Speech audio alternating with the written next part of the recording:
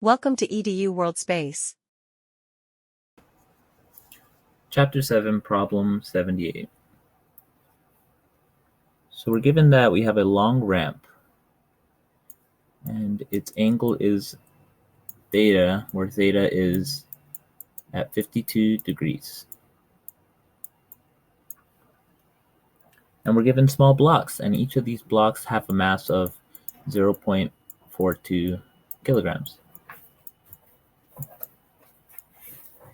And that they're set at rest at the above at the ramp at a height of h,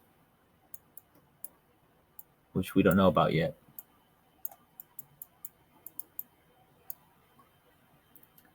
And we're given that in each case, the coefficient of static friction is small enough that the block starts to slide down the ramp as soon as they are released. This is important because it lets us know that kinetic friction is at action and these blocks are sliding. It says you are asked to find h so that each block will have a speed of 4 meters a second. So we know that our velocity is at 4 meters per second. At the bottom. Okay, and part A says, use work and energy considerations to find the required value of h if the block is made from cast iron, copper, and zinc. So the frictional coefficients for cast iron mu's are 0.15.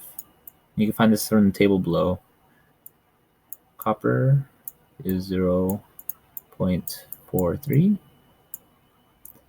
Zinc at 0.85. Okay, and so the first thing to consider is the energy from the system in the very beginning. So we know it was set at rest, so we have no kinetic energy. But because it's at a height relative to our reference at 0, we know that it has potential energy stored in gravity. So the initial energy is mgh. And our final energy.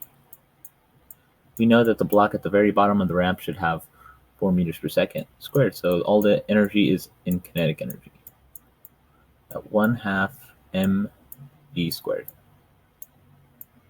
Plus the work done due to friction. And so this work lost to friction is equal to the force of kinetic friction times the distance traveled. So we could solve for the distance traveled very quickly with some simple geometry. And so we have opposite over hypotenuse, h over d is equal to sine theta. And solving for d gives us d is equal to h over sine theta. Okay, and so now we just have to solve for a frictional force. So we know frictional force is the kinetic frictional force is equal to the coefficient of friction times the normal force. So we just have to solve for the normal force. So we'll finish writing this equation real quick. So we have 1/2 mv squared, the kinetic energy, plus mu n times h over sine theta.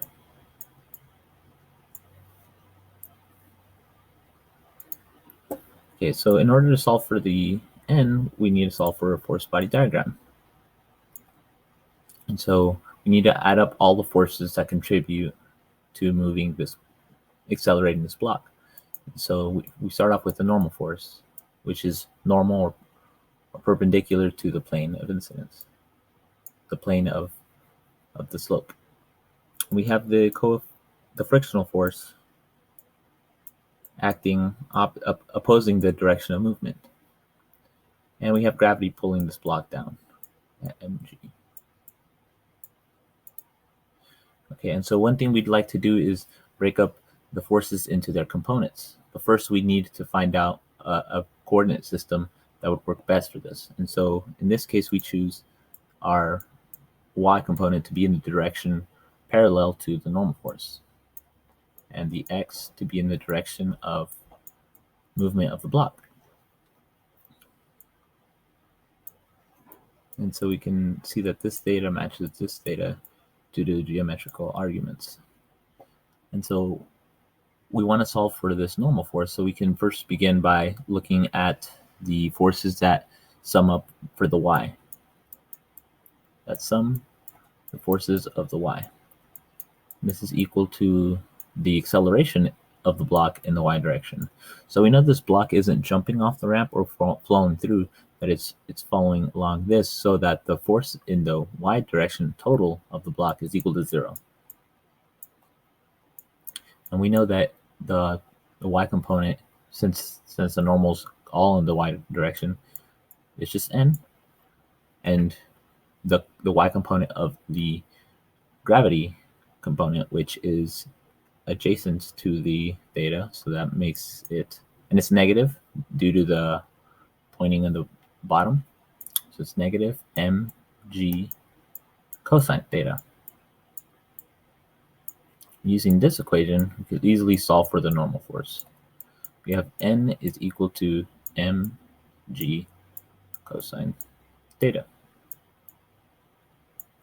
All right, so now that we have our normal force, we can plug it back into our equation here.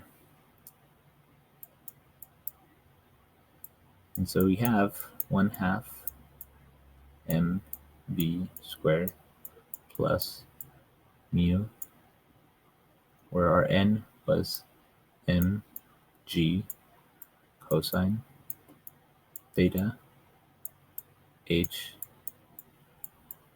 sine. All right, and one thing to recognize about this, of why we are interested in the energy in the beginning and the energy at the end, is that we can set them equal to each other because of the conservation of energy.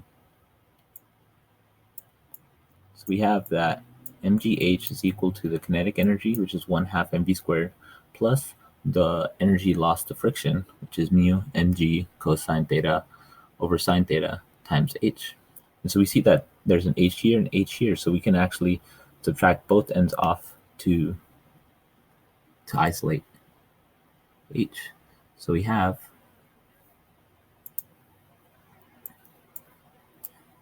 mgh minus mu mgh.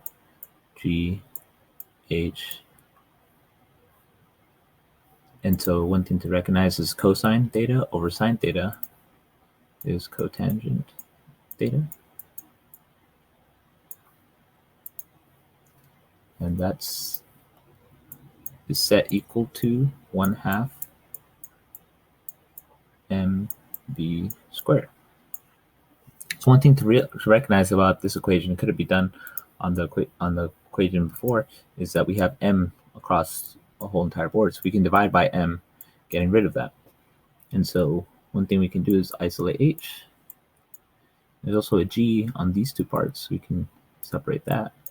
We have h times g times 1 minus mu cotangent theta, set equal to 1/2 v squared. With the final equation for h, we have h is equal to v squared over 2g times 1 minus mu cotangent theta. And there we have it. We have our final equation, and since we have all of our values here, theta, which you could plug into the cotangent, we have the mass, which we actually end up not using, and we have our mu values for each of the components and our velocity. We just plug them into this equation, and what we get for the height for the cast iron is an h value of 0.9, 0.92 meters. For the copper, we get an h of 1.2. 3 meters. And so for zinc, you get an H of 2.4 meters. So one interesting thing to realize is as the coefficient of friction increases, as it does for these systems, or it goes from 0.15, 0.43, 0.85, is that we need to increase the height of this block that it starts from. And that makes sense.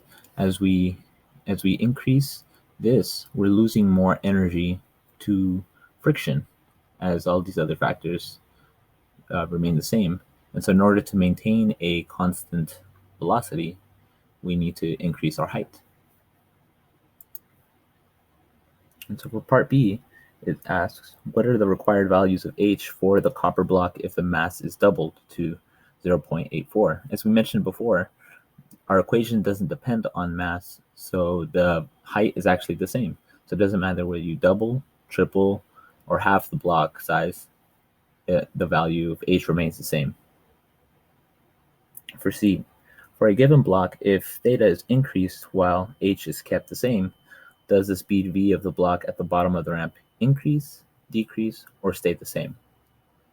So one thing that we can use is this conservation of energy equation again. So H remains the same here.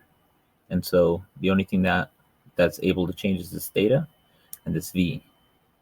And so as theta increases, we notice that as theta increases, sine theta gets larger as it approaches 90 degrees. And so as this gets larger and cosine theta gets smaller, this quantity gets smaller. As this is constant, if this quantity gets smaller, then this quantity has to get larger, which means as theta increases, so sine goes up, cosine goes down, so the overall quantity goes down, our v has to increase. So we have that as theta increases, our velocity, so as theta increases, our velocity increases as well. And that could be solved just looking at our energy.